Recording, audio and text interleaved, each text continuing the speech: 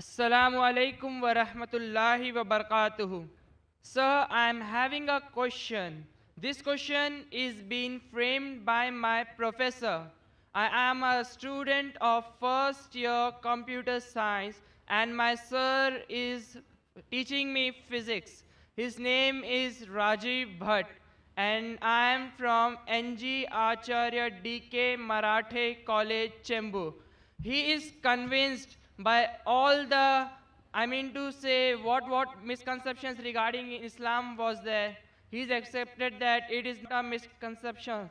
So he is not only convinced by his last point, that is ruthlessly killing of a goat during Bakrid.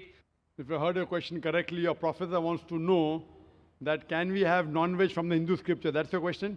I mean to say the ruthless killing of a goat. The ruthless He killing. believes that you are killing a goat directly from the slowly from the neck.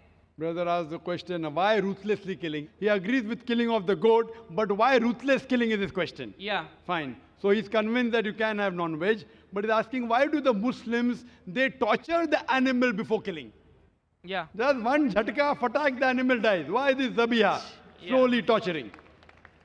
There was a discussion, a similar discussion going on between a Sikh and a Muslim.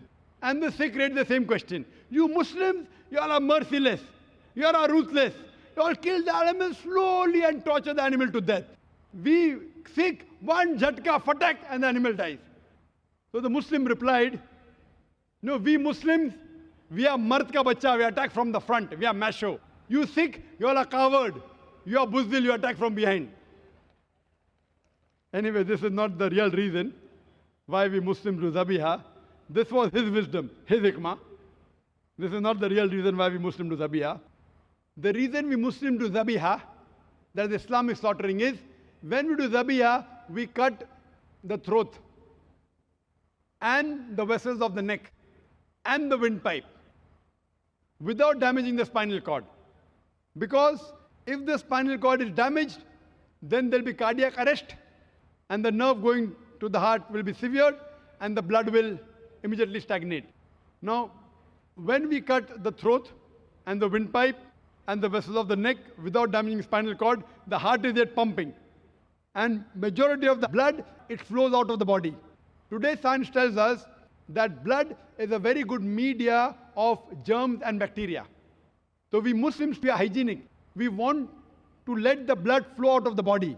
When the blood flows out of the body, even the toxins and the germs and the bacteria that contain in the blood flows out of the body, there are less chances of having diseases when we have that meat.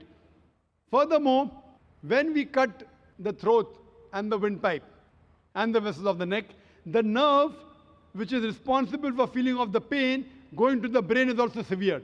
So the animal does not feel pain.